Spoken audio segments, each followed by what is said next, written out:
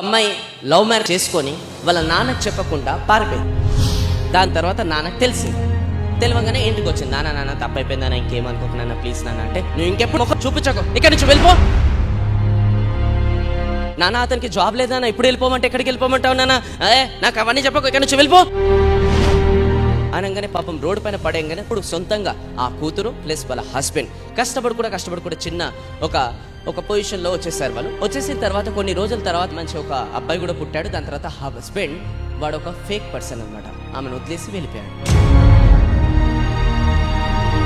దాని తర్వాత మళ్ళీ ఇంటికైతే వెళ్ళిపోదు, ఎందుకంటే నాన్న గెట్ అవుట్ అన్నాడు. దాని తర్వాత ఆ కూతురు సొంతంగా ఒక రెస్టారెంట్ పెట్టుకొని తన కాళ్ళపైన తను నిలబడుకుంటూ బతుకుతుంది. ఒక రోజు సడన్గా వాళ్ళ తాతగారి దగ్గర నుంచి అమ్మాయికి ఫోన్ వచ్చింది. అమ్మా ఇంకా నువ్వు రావాల్సిన టైం వచ్చింది. ఎందుకు, ఏమైంది? మీ నాన్న లేడు, ఇంకా చనిపోయాడు. అలాంటి నాన్న ఉంటే ఎంత, బతుకుతే ఎంత. నేను ఆ రోజు పెళ్లి చేసుకున్న ఇంటికి వస్తే మా దగ్గర ఏం లేకున్నా కూడా గెట్ అవుట్ అన్నాడు. అలాంటి తండ్రి ఈ రోజు నాకు ఎన్ని కష్టాలు వచ్చినా కూడా ఒక్కరోజు కూడా ఫోన్ చేయలే. ఈ రోజు నేను ఇలా నా హస్బెండ్ వదిలేసి వెళ్ళిపోయాడన్నా కూడా ఫోన్ చేయలే, పట్టించుకోలే. ఇప్పుడు అలాంటి తండ్రి చచ్చిపోతే నేను ఎందుకు వస్తా చూడడానికి, నేను రాను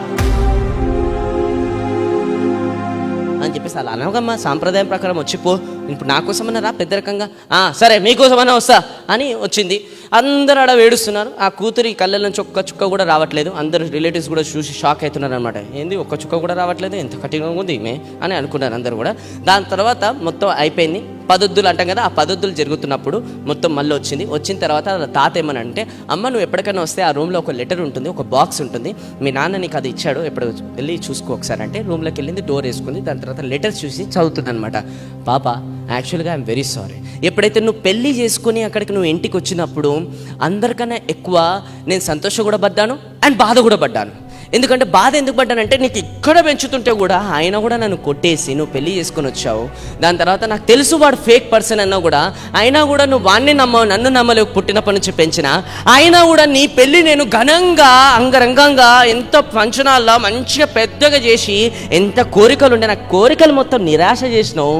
అయినా కూడా నేను బాధపడ్డా. నేను ఎందుకు తెలుసా, నా కూతురు ఇక్కడ నుంచి ఎలా బతుందో, వాళ్ళతో ఎలా సఫర్ అవుతుందో. ఆలోచనలుగా వాడు నిన్ను వదిలేశాడు. వదిలేసిన తర్వాత నువ్వు ఏదైతే రెస్టారెంట్ పెట్టుకున్నావో అది నీకు తాత నీకు డబ్బులు సాయం చేశాడు కదా, ఆ డబ్బులు కూడా నేనే వెనుక నుంచి ఇచ్చాను. మీ తాతకి వెళ్ళి నా కూతురు ఎలా బతుందో పాపం నువ్వు వెళ్ళి డబ్బులు హెల్ప్ చేయంటే,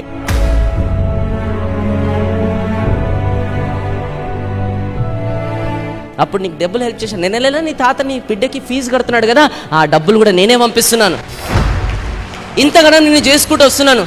చిన్నప్పుడు నిన్ను ఎప్పుడైతే నువ్వు పుట్టంగానే నీ తల్లి చనిపోయింది, నీ తల్లి చనిపోయిన తర్వాత కూడా నాన్నలాగా నేను ఆ రోల్ని ప్లే చేస్తున్నాను. ప్రతిసారి స్కూల్కి వెళ్ళినప్పుడు నాన్న నేను వెళ్ళానంటే నువ్వు లోపల వెళ్ళకుండా నువ్వు ఎంతైతే ఏడ్చుకుంటూ కూర్చున్నావు, నేను లోపల పంపించిన తర్వాత బయట నుంచి నేను ఏడ్చాను. నువ్వు వదిలేసి ఉండడానికి ఆ కిటికీ దగ్గరనే, ఎప్పుడు నువ్వు మళ్ళీ ఎప్పుడు వస్తావా బయటికి అని నేను ఏడ్చాను. రోజు నువ్వు ఇష్టం లేని కర్రీ నువ్వు ఎప్పుడైనా తినకపోతే ఆ రోజు నేను తినకపోయాను వాడిని. అలాంటి నా కూతురు పైన ఎన్నో ఆశలు పెట్టుకున్నా. నేను ఎంతో ఉన్నత స్థానాలు ఉంచాలంటే నా ఆశలన్నీ కూడా నిరాశ చేసినావు. సరే ఆ రోజు నేను అలా చెప్పగా నేను హట్ అయినాను. ఆయన తర్వాత 1-2 months తర్వాత వచ్చి నాన్న తప్పైపోయింది అని అడగొచ్చు కదా, నీకే అంత ఇగో ఉంటే నేను కన్న తండ్రి నాకు కూడా ఉన్నది కదా అమ్మ. కానీ ఏ రోజు వచ్చి కూడా నాకు సారీ కూడా చెప్పలేను. అయినా కూడా వెయిట్ చేస్తాను ఎప్పటికైనా నా కూతురు వస్తుందని. అయినా కూడా పోయేటప్పుడు కూడా ఇప్పుడు నా ఆస్తి ఏదైతుందో నీ పేరు మీదనే రాసేస్తానమ్మా, ఎందుకంటే ఎప్పటికైనా నేను నీ కోసమే. అలాంటి అమాయక ఫాదర్ ఎన్నిసార్లు అలానే కాంప్రమైజ్ చేసుకొని ఈరోజు నా కొడుకు అనుకుంటే నీకు కూడా ఇస్తున్నాడు. మనం ఏం చేస్తున్నాం అలాంటి ఫాదర్, అండ్ స్పెషల్లీ గర్ల్స్.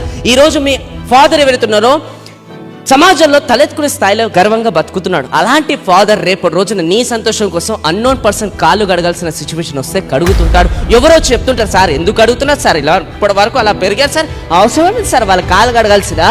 అప్పుడు మీ ఫాదర్ అంటారు, నా కూతురు సంతోషం కోసం ఒకరి కాలేంది వాళ్ళ ఎంటైర్ ఫ్యామిలీ కడగడానికి కూడా నేను రెడీగా ఉన్నాను. అలాంటి అమాయక ఫాదర్ని ఏం చేస్తున్నాం, ఇక్కడ పెట్టి పెంచి పోషిస్తుంటే ఎవరో అన్నోన్ పర్సన్ కోసం ఇక్కడ అనేసిపోతుంటారు. అరే అర్థం చేసుకోండి, అలాంటి అమాయక ఫాదర్ని మనం ఈరోజు ఏం చేస్తున్నాం, ఏమి ఇస్తున్నాం, ఏం జరుగుతుంది, దయచేసి అర్థం చేసుకోవాల్సిన సిచ్యువేషన్ ఈరోజు వచ్చేసింది.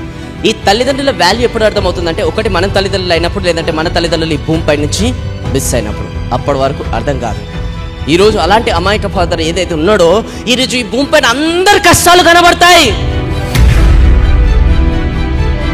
కానీ తండ్రి కష్టం అనేది క్యారెక్టర్ ఉంది కదా, ఎవ్వరు కనిపించదు. తల్లి ఉన్నంత వరకు ఆకలి విలువ తెలియదు, తండ్రి ఉన్నంత వరకు బాధ్యత విలువ తెలియదంట.